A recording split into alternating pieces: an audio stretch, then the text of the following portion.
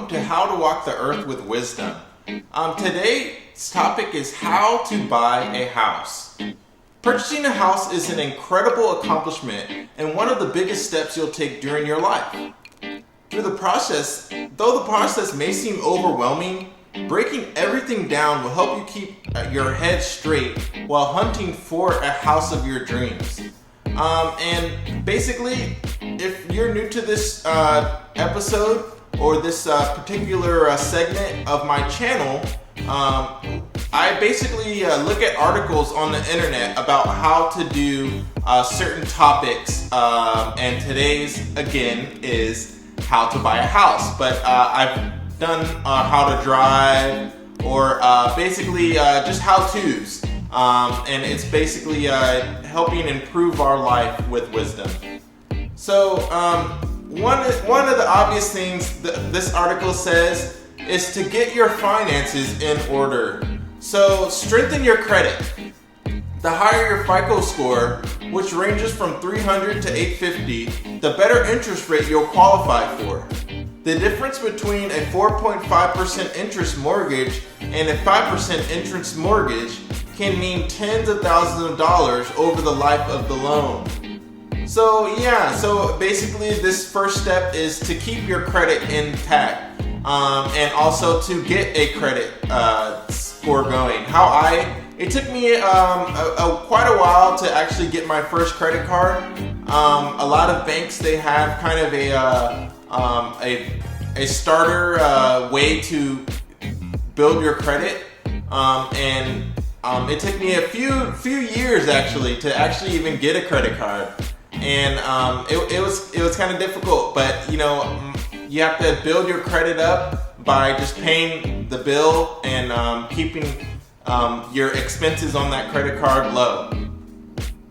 Excuse me. So the next step is to get pre-approved to determine the actual amount you can pay without getting into trouble financially. So I've heard my parents say that you want to have something saved up for a down payment. There are banks that do offer a no down payment, but so apply to several lenders within a 2-week period so that the inquiries do not adversely impact your credit report. Do this before contacting a real estate agent so you have a good idea of what you can afford and you don't actually accidentally fall in love with a house that you cannot afford. I would definitely agree with that. Like, it's kind of hard to sometimes you may see something that looks nice, but in an apartment, or even buying a house, you fall in love with it, but you really can't afford it. And then all of a sudden that love, once you get into the house, you don't really love it that much because, you can't really pay for it type of thing. And so the love dwindles because you're like, oh man, this is way too expensive. So shop for your mortgage. Wait, why would I shop for a mortgage before deciding on a house? Isn't that totally backward? Not necessarily. Shopping for a mortgage before you decide on a house can be beneficial for one overriding reason. You'll know exactly how much you can borrow before you buy your home. Too many people fall in love with a home that they, can't afford. They struggle finding a mortgage that covers the cost of the home. Finding a mortgage first and a home second may seem less appealing, but it's smarter. You'll immediately be able to tell whether a home is in your price range or out of it. If you're willing to move to a different state, you can actually find houses that are in your price range. And then if you are in a state that you kind of love and you like to love the area, then there's ways that you can research of how you can afford the right mortgage. And so find out what the next step is, to find out what ratios lenders are using to determine if you qualify for a loan. 28 to 36 is a commonly used ratio. It means that 28% of your gross income must cover your intended housing expenses.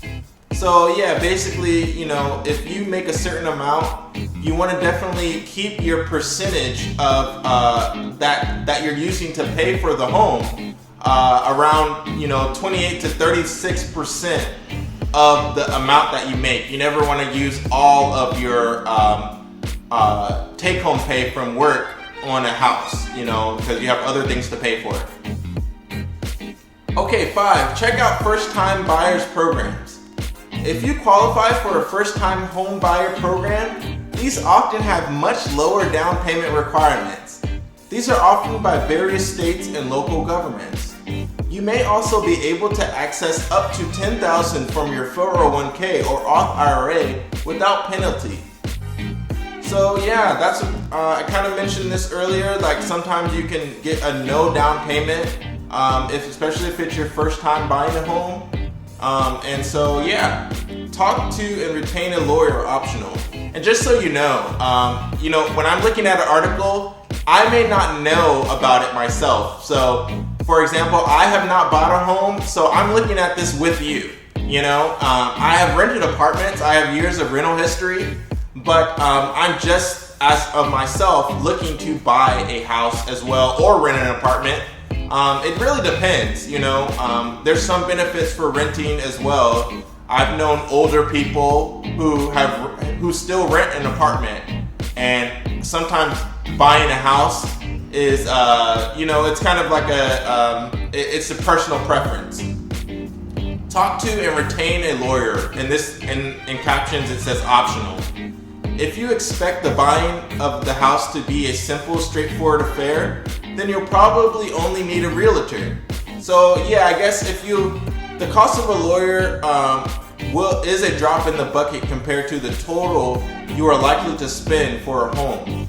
So yeah, if you think that you're going to run into issues with buying a house, then they say, get a lawyer. Sorry, my throat is kind of like, a little bit sore. So anyway, but I'll keep going. So shopping for a home. Find a good real estate agent to represent you in the search of the negotiation process. The real estate agent should be open, interested, relaxed, confident, and qualified. So yeah, you want to find a real estate agent who has good reviews.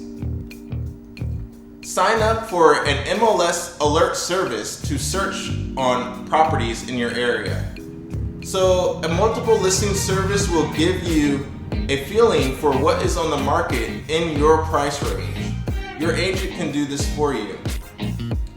And then after you've done all those steps, it says start looking for a house within your range. And I'll just power through these last points like I usually do on this segment. Start to think about what you're really looking for in a home. Visit a few open houses and gauge what's on the market. Look at comparable houses in the neighborhood and then make an offer. And so this is, I've seen a young person actually make an offer on a home, and what they have said is that basically if you really like the home, you can offer to pay more in a certain range than what other sellers are about to pay. So that person, used the example that, if the home is $300,000, you can go to your real estate agent and say, hey, I want to make an offer on this home.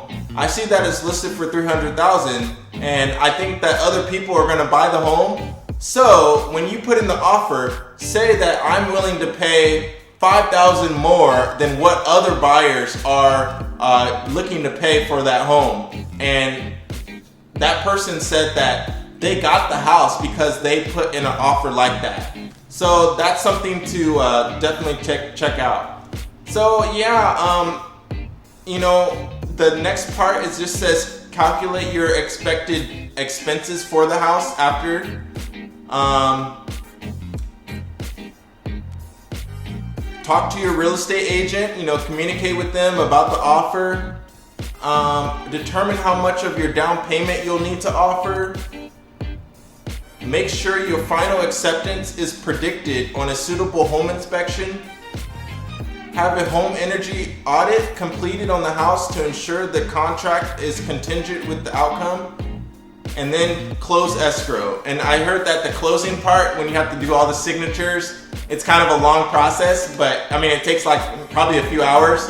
But you know, they also suggest that you kind of get your house inspected, you know, and I think you have to pay a little bit of a fee for that when you get the house inspected to see if there's actually any problems that weren't really listed on the you know, description.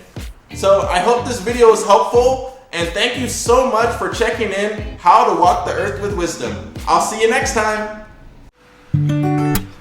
Hi, after watching this video, if you would like to know the Lord, please visit itwasjesus.com, or you can call on the name of the Lord right now. His name is Jesus, and He is able to save you from anything that you may be faced with today.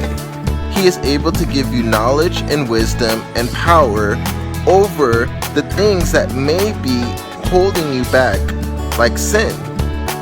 God says that everybody has fallen short of the glory of God, but God's gift to us is eternal life. If you enjoyed this knowledge and wisdom video, then please invite Jesus into your heart. Why? Because He's the creator of everything. He's the creator of the world, and He is able to change us if we stick with Him. So if you like this video, please consider making Jesus a serious part of your life. Thank you, and God bless you.